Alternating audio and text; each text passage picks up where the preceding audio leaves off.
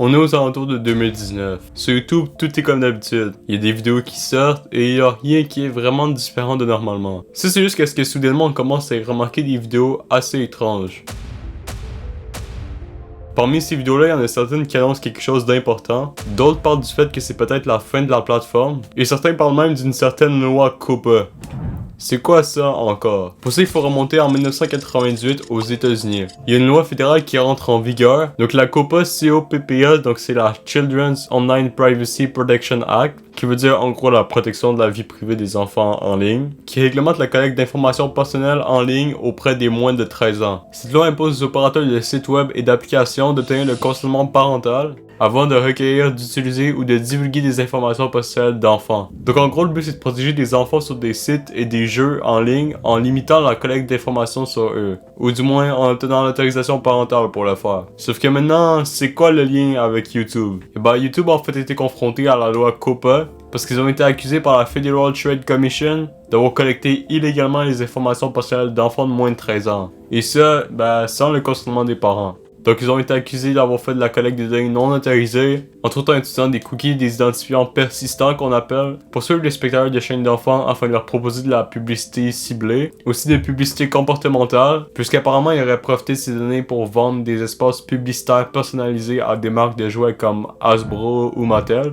ce qui aurait donc généré des millions de dollars de revenus. Mais également le fait que même si le site est entre guillemets interdit aux moins de 13 ans, il n'y a rien en gros qui empêche réellement. Donc là, je vais un peu résumer en gros parce que peut-être que c'est un petit peu dur à suivre. Donc pour vous résumer, tout simplement il y a une loi que YouTube a pas respectée. Et quelques années plus tard, comme YouTube a été accusé de ne pas avoir respecté cette loi-là, ils ont été contraints d'ajouter des mesures pour justement la respecter. C'est donc pendant toutes ces années qu'on arrive en 2019 et que là, YouTube est obligé de la respecter et d'ajouter des mesures. Sauf qu'à ce moment-là, personne ne sait ça va être quoi exactement les mesures que YouTube devra prendre. Certes, YouTube a dû payer plus de 170 millions de dollars pour dédommager tout ça. Et à partir de ce moment-là, on a des communiqués qui sortent. Des articles qui parlent du fait que justement YouTube va changer en janvier 2020 puisque justement il y aura des nouvelles fonctionnalités qui vont soi-disant être ajoutées concernant les enfants. Sauf qu'à ce moment-là, tout ça c'est encore flou et on sait pas réellement ce que ça va faire. Donc là, tout le monde commence à paniquer, YouTube sera peut-être plus du tout le même.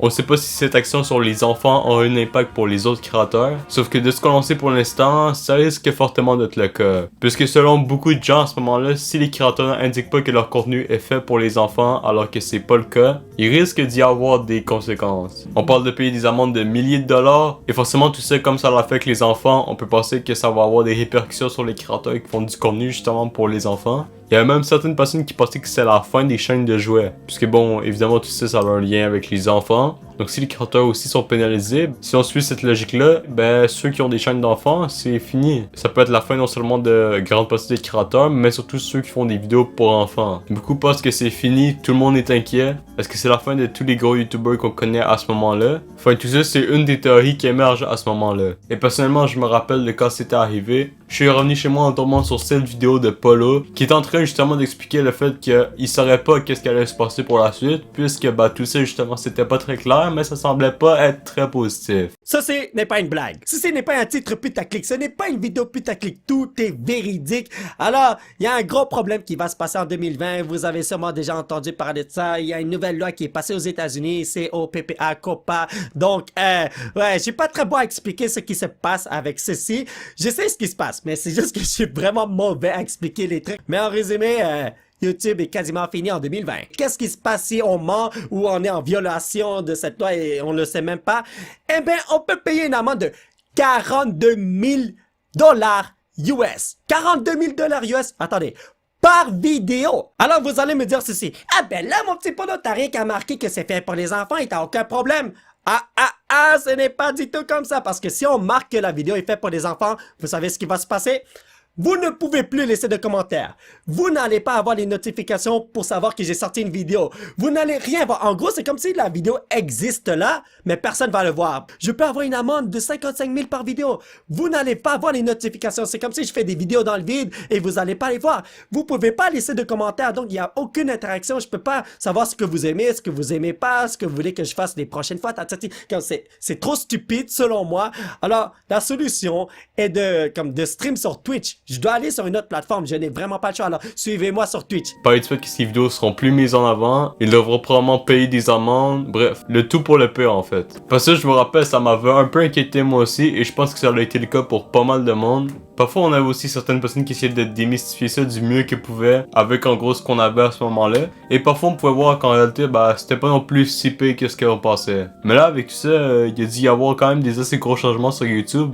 À ce point-là, il y a rien du tout. Enfin bon, laissez-moi quand même vous expliquer parce que certes, il y a eu des changements comme il y avait prévu, mais c'était clairement extrêmement loin de ce qu'on s'attendait et au final, ça n'a absolument aucune incidence sur le YouTube qu'on connaît. En fait, pour comprendre le changement de YouTube, c'est simple. La loi, le but, c'est de protéger les enfants. Si on veut un peu de gérer les données qui sont collectées en lien avec leur utilisation et aussi ce qui leur est montré, par exemple, en lien avec les vidéos sur lesquelles ils peuvent tomber, en fait. Et je vous ai aussi parlé du fait que les créateurs doivent, par exemple, indiquer si leur vidéo est pour les enfants ou non.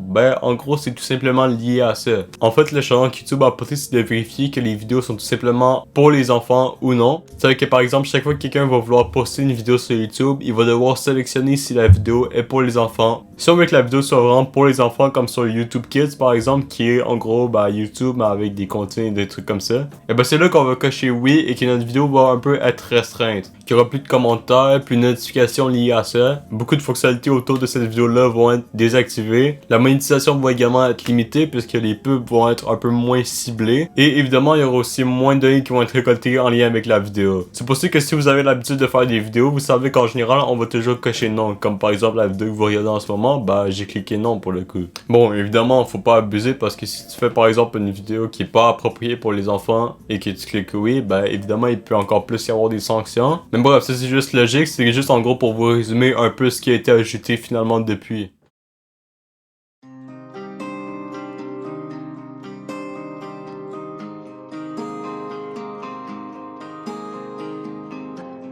Mais bon, c'est pas vraiment le seul procès auquel YouTube a pu faire face. Il y en a un récemment qui a eu lieu avec une fille qui a eu probablement des problèmes de santé mentale en partie liés à ça. Et c'est pas seulement YouTube, c'est lié à Meta également, Instagram, Facebook, tout ça, enfin bref, vous avez compris. Et carrément, tellement c'est parti loin, ils ont dû verser 6 millions de dollars à cette personne-là. Genre parce que je sais pas comment ça a pu aller aussi loin, mais je pense que je vais porter plainte moi aussi. Bon, je vais peut-être pas faire ça, mais c'est pas la seule chose. Il y a certains pays qui commencent par exemple à restreindre YouTube. En France, on parle d'interdiction en lien avec les réseaux sociaux en général. En Australie, il y a une enquête qui est en cours et peut-être qu'ils vont interdire YouTube. Enfin, pour ça, je pense que YouTube devrait juste essayer de prendre les meilleures réactions à ce niveau pour pouvoir peut-être contrer ça et rester bon si on veut, avoir quand même le bon côté de la chose. Mais bon, après ça reste des algorithmes comme peu importe quelle application, TikTok et Instagram ou peu importe, c'est sûr que c'est facile un peu de rendre addict si on veut. Ouais, c'est quand même assez fou ce qui s'est parlé. Il suffit qu'il y ait une chose qui est pas respectée et ça peut partir assez loin. Mais bon, tout ça pour dire que c'est quand même fou quand à l'espace de quelques temps tout le monde pensait que c'était la fin de YouTube, alors qu'au final il y a juste une petite fonctionnalité qui a été rajoutée, fonctionnalité qui d'ailleurs change absolument rien pour quasi tout le monde, même les créateurs, malgré qu'elle est encore présente aujourd'hui. Bon, je dis pas qu'elle sert à rien non plus, le but c'est quand même un parti de protéger les enfants, mais ça a quand même pris une envergure énorme, tout le monde en parlait, tout le monde a cru que c'était la fin, et aujourd'hui tout le monde est passé à autre chose et tout le monde a oublié cette histoire-là. Enfin, vous, dites-moi ce que vous en pensez. Est-ce qu'il y en a par hasard qui se souviennent de ce moment-là quand ça arrivait, qui étaient en partie inquiets de ce qui allait se passer et de ce que YouTube allait devenir?